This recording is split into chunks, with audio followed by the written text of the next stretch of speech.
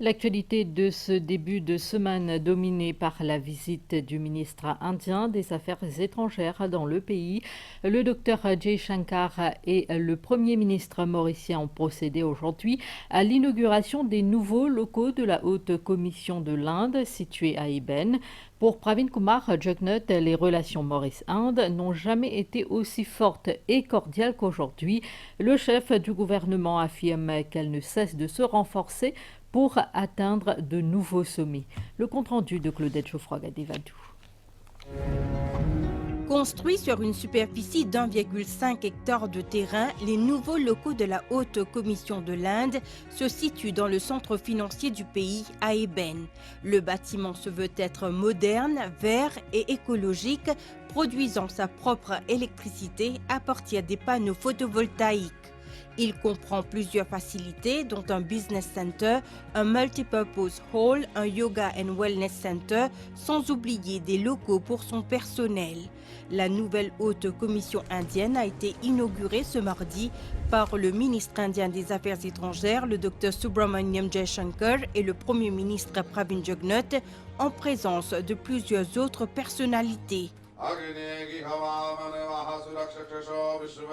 Des prières interreligieuses ont été dites avant le dévoilement de la plaque commémorative et une visite guidée des lieux. Pour le Premier ministre, ce bâtiment de la chancellerie nous relie non seulement au passé, mais il est important pour le présent et essentiel pour l'avenir. Et Pravin Jugnauth d'ajouter que la relation Inde-Maurice ne cesse de grandir pour atteindre de nouveaux sommets. We are really impressed by the architecture, by the facilities, and the state-of-the-art technology that has been used, and that reflects also what India stands for today. There could not have been a better place for the High Commission to be situated in this magnificent strategic location of Eben, which is next to Sri Atal Bihari Vajpayee Tower. And that will always remind us of the first intelligent building that was built in Mauritius with the support of a line of credit from the government of India to develop our ICT sector. I don't need to go in depth to enumerate concretely the number of projects that has been undertaken in Mauritius thanks to the support of the government of India. We are always grateful for that special relationship, and I can say that this relationship is growing day by day to greater heights. And the visit of Dr. Jaishankar is another stepping stone in this relationship going further and further. As Prime Minister Shri Narendra Modi said, we have a super special relationship. But this Chancery building not only connects us with the past, but it is important for the present and it is critical for the future. Le ministre indien, le Dr Subramaniam Jaishankar, abonde dans le même sens et soutient que les relations indo-mauriciennes aujourd'hui n'ont jamais été aussi fortes. Les nouveaux locaux de la Haute Commission indienne traduisent, selon lui, le partenariat solide entre les deux pays. I truly believe that our relationship today is at its best ever. And between India and Mauritius, that's a very big statement to make, given our history, given our closeness. We have done so much in the last few years which is visibly expressed partly in the projects that we see around us, but I think in the greater closeness that we have between our societies, between our polities, between our policies. And I can only say that the challenges of COVID have brought us even closer. Now, given how much the relationship has transformed in recent years, I think it was only right that the institutional face of India also underwent a facelift. And we had a transformation which really reflected our contemporary relationship. And as I looked at this building, walked around, I truly believe that this is really a message that we would like to send to people here, reflection of our modernity, of our capability, but also of our connection of our past, as you put it. And secondly, I was also very impressed that it's actually a result of such a strong partnership with the capabilities and creativity of Mauritius. And actually, it is this partnership that has been responsible even for the success of our many projects. So to me, this is just one more proof that we have it in us to take our relationship to a new level. Le Premier ministre Pravin Jugnauth, le ministre indien des Affaires étrangères, de même que le chef de la diplomatie mauricienne, ont signé le livre des visiteurs avant d'immortaliser cet événement en photo souvenir, notamment avec le personnel de la Haute Commission de l'Inde. Plus de 600 unités de logements sociaux à Dagotière seront livrées d'ici octobre. Ce projet, au coût de plus de 40 millions de dollars, bénéficie d'une subvention de l'Inde. Ce matin, le ministre indien des Affaires étrangères, accompagné du Deputy Prime Minister Stephen Obigadou, était sur place pour un constat des travaux en cours. Le ministre indien a fait part de sa satisfaction quant aux travaux accomplis sous la politique étrangère de la Grande Péninsule. Madhvi Jagornath nous en dit plus. S'étalant sur une superficie de 28 arpents à Dagotière, ce projet de logement de la NHDC avance à grands pas. Maurice a bénéficié d'une subvention de l'Inde de quelques 20 millions de dollars pour ce projet. Le ministre indien des Affaires étrangères, Subramaniam Jaishankar, accompagné du Deputy Prime Minister Stephen Obigadou, était sur les lieux pour un constat.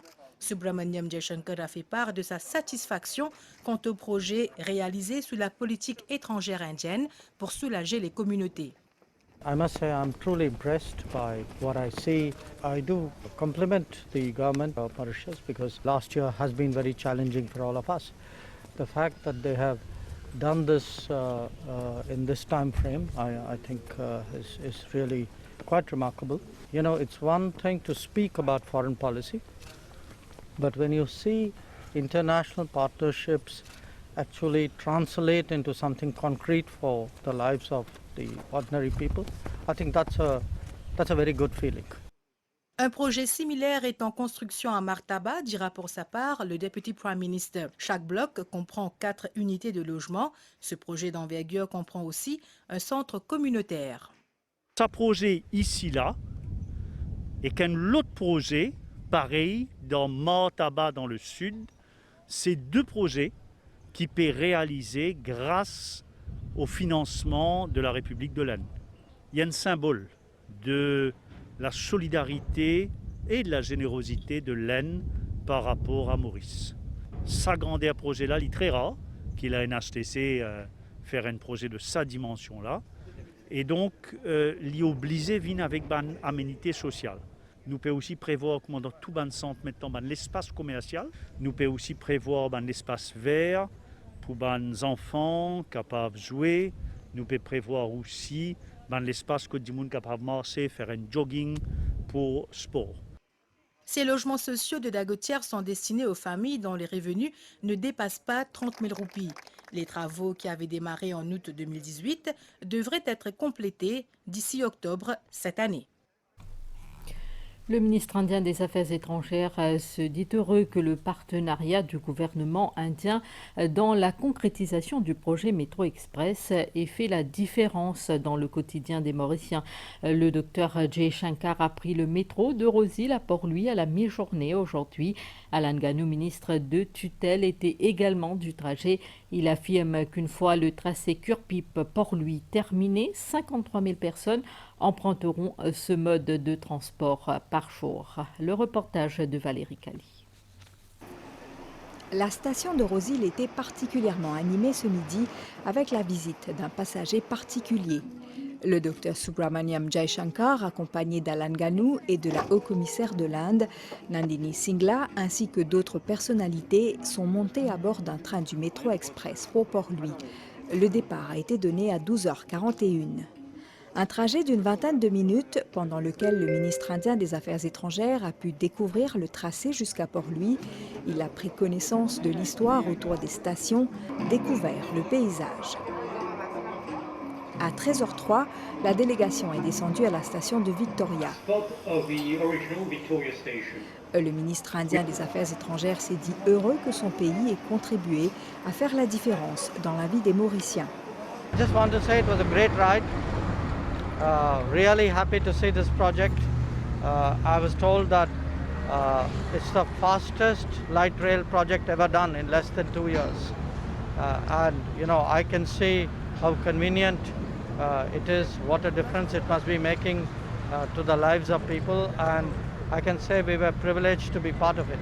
So really a very good achievement, Minister. I compliment you, and I'm so glad that our partnership has made this difference. Alan Ganou a lui remercié l'Inde pour sa précieuse collaboration dans la réalisation de ce chantier. May I take this opportunity once more to thank the government of the Republic of India, the Prime Minister Sri Narendra Modi, for the help, the support that has been provided to us to make this cherished dream of having a metro project in Mauritius become a reality. We hope to finish the project by the end of next year, and where per day 53,000 people will be traveling from Port Louis to Phuket. À ce jour, 3,3 millions de personnes ont voyagé à bord du métro. Après son trajet en métro, le ministre Jay Shankar et sa délégation ont été conviés à un déjeuner par Alan Ganou, ministre des Affaires étrangères, déjeuner qui a eu lieu à l'hôtel Le Labourdonnais à Port-Louis.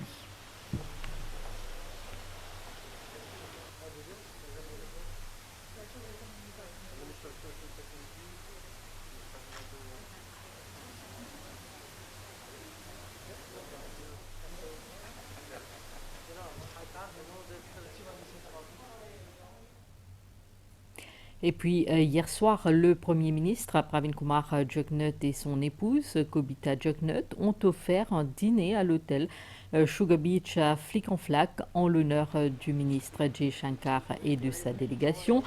Plusieurs membres du gouvernement et d'autres personnalités étaient aussi présents à ce dîner.